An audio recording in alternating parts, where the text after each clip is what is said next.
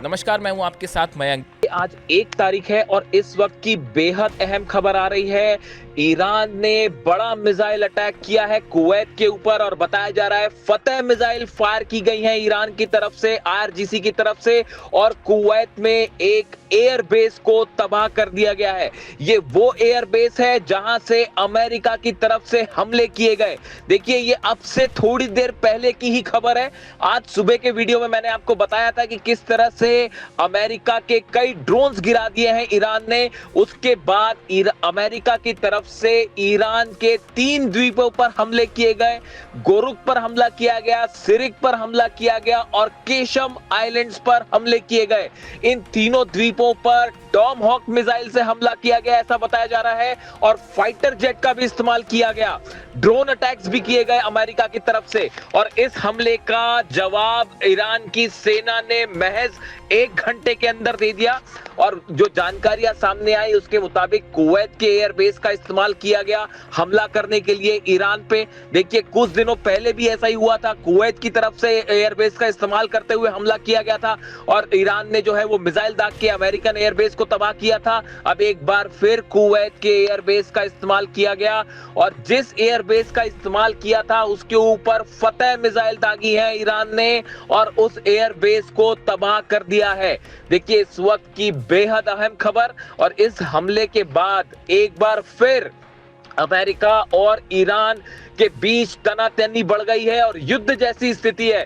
देखिए, जितनी बातचीत वाली बातें थी और डील्स वाली बातें थी वो सब पीछे छूट चुकी हैं और लगातार हमले जारी हैं। बंदर अब्बास पर हमला हुआ, इसके पहले भी केशम आइलैंड्स पर हमले हुए और इन हमलों के बाद अब एक नया हमला फिर से, जिसमें ईरान के 3 द्वीपों को नुकसान पहुंचाया गया। देखिए, जो खबरें आई उसके मुताबिक ईरान ने लगातार हमले करके अमेरिका के 4 से 5 ड्रोन्स तबाह कर दिए हैं पिछले 3 दिनों के अंदर।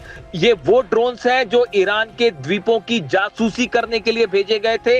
मैंने आपको देखिए अब से चंद घंटों पहले ही जो सुबह वीडियो डाला आज उसमें बताया था कि ईरान के जितने आइलैंड्स हैं उनकी जासूसी की जा रही है और ऐसा तब होता है जब किसी तरह का ग्राउंड ऑपरेशन या किसी हमले की तैयारी होती है।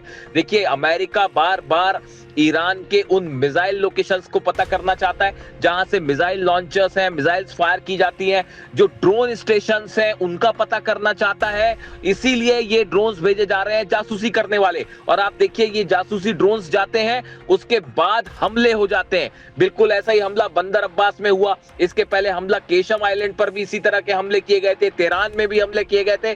अब एक बार फिर जो है ईरान के 3 द्वीपों को नुकसान पहुंचाया गया। लेकिन सैटेलाइट्स की इमेजेस, मैं बार बार आपको ये बात कह रहा हूं, चीन के सैटेलाइट, रूस के सैटेलाइट से बार बार ये बात साफ हो जाती है कि हमले कहां से किए गए। जो नई जानकारी सामने आई उसके मुताबिक एक बार फिर कुवैत के बेसेस का इस्तेमाल किया गया और जिस एयर बेस का इस्तेमाल किया था आईआरजीसी ने अपनी बैलिस्टिक मिसाइल फायर की है। फतह की जानकारी सामने आ रही है कि फतह 2 मिसाइल फायर की गई और जिसको रोकना अमेरिका के बस की बात नहीं थी, ना ही कुवैत का डिफेंस सिस्टम उसे रोक पाया है। और ईरान का दावा है कि सीधा उस एयर बेस को फतह मिसाइल्स ने हिट किया है और कम से कम 3 से 4 मिसाइल्स फायर की गई हैं जो कि उस एयर बेस पर गिरी हैं और बताया जा रहा है उसके रनवे को पूरी तरह से तबाह कर दिया है ईरान ने। और कुछ वहां पर खड़े फाइटर जेट्स को भी नुकसान होने की खबरें आ रही हैं, ऐसे दावे हैं। अभी इसको कंफर्मेशन में थोड़ा सा वक्त लगेगा।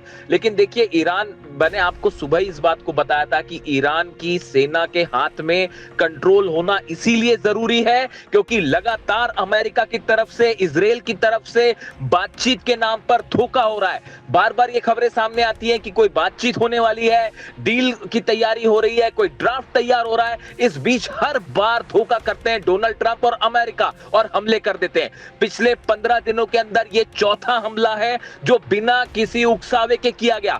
अमेरिका के जितने ड्रोन गिरे हैं वो ईरान के एयर स्पेस के अंदर गिरे, वो हॉर्मूज में एयर स्पेस के अंदर घुसे। अगर किसी देश के एयर स्पेस का उल्लंघन होता है तो ये उसका अधिकार है कि सामने वाले दुश्मन देश के किसी भी एयरक्राफ्ट को या ड्रोन को मार गिराए और ईरान की सेना ने यही किया।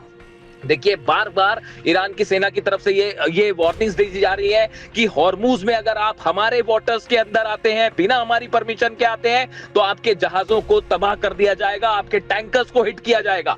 अगर आप हमारे एयर स्पेस में आएंगे तो आपका एक भी प्लेन वापस नहीं जा पाएगा।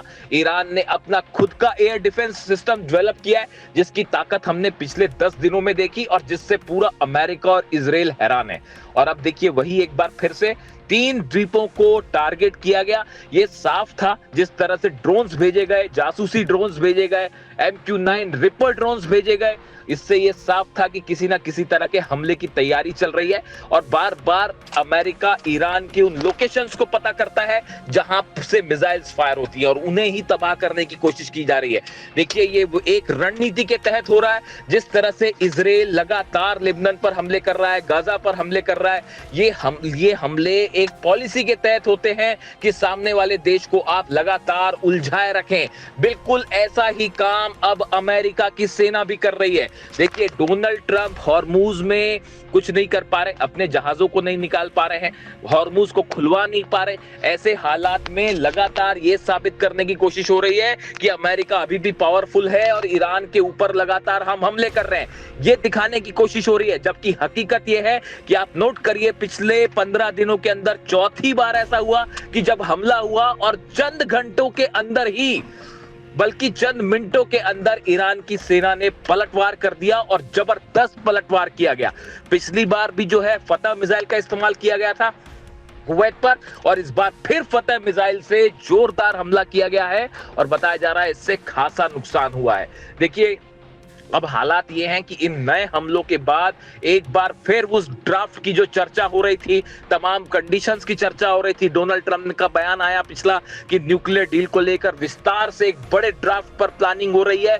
ये सब के सब दावे अब जो है फिर से दरकिनार हो गए हैं और हकीकत ये है ईरान की तरफ से संदेश बिल्कुल साफ है कि किसी भी तरह से बातचीत के नाम पर कोई धोखा अब नहीं चलेगा। अगर किसी भी तरह का हमला होता है तो जहां से हमला होगा उस बेस को तबाह कर दिया जाएगा। और यही फिर से एक बार देखने को मिला है। अब हालात ये हैं कि पूरे 12 देशों के जितने एयर बेसेस हैं, जितने वाटर स्टेशन है, पानी के ठिकाने हैं, वो सब के सब ईरान के निशाने पे हैं। अब ये डोनाल्ड ट्रंप को तय करना है कि वो जंग करना चाहते हैं या मामले को शांति से खत्म कर देना चाहते हैं। देखिए तमाम दुनिया के एक्सपर्ट्स ये कह रहे हैं कि डोनाल्ड ट्रंप के पास अब कोई चारा नहीं बचा है। ईरान की सेना भयंकर गुस्से में। कल देखिए जिस तरह से मसूद पेजेश्कियान साहब के इस्तीफे की खबरें फैलाई गई, अभी तक ये बात साफ नहीं है। ईरान की तरफ से कहा जा रहा है कि उन्होंने कोई इस्तीफा नहीं दिया, लेकिन फिर भी जिस तरह के दावे हुए कि उन्होंने इस्तीफा दे दिया है, इस तरह की तमाम बातें, अभी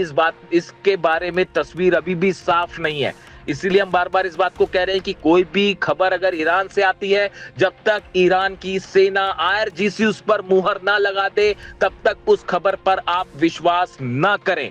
देखिए लगातार वेस्टर्न मीडिया की तरफ से तमाम खबरें आ रही हैं, कई ईरान पर नुकसान की खबरें आती हैं, कभी ईरान में असंतोष की खबरें आती हैं, लेकिन हकीकत यह है बीती रात एक बार फिर तेहरान में लाखों लोग जमा हुए और सबने अल्लाह अकबर के नारों से पूरा ईरान गूंज रहा है और ईरान की जनता पूरी मजबूती के साथ अपनी सेना के साथ खड़ी हुई है और उसका कहना है कि हम सेना के साथ हैं, सेना के हर फैसले के साथ हैं। और इन हालात में ये ताजा हमलों ने एक बार फिर ईरान और अमेरिका को आमने सामने खड़ा कर दिया है और पूरा अरब एक चिंगारी से बड़ी जंग फिर छिड़ सकती है और पूरा मिडिल ईस्ट, पूरा अरब देश एक बार फिर जो है वो जंग के मुहाने पर खड़े हुए हैं। अब यहां से देखिए आगे क्या डेवलपमेंट होता है, क्या ईरान की तरफ से और हमले होते हैं या अमेरिका इसका बदला लेने के लिए फिर हमले करता है। इससे जुड़ा जो भी अपडेट होगा वो मैं आप तक पहुंचाऊंगा। Thank you so much.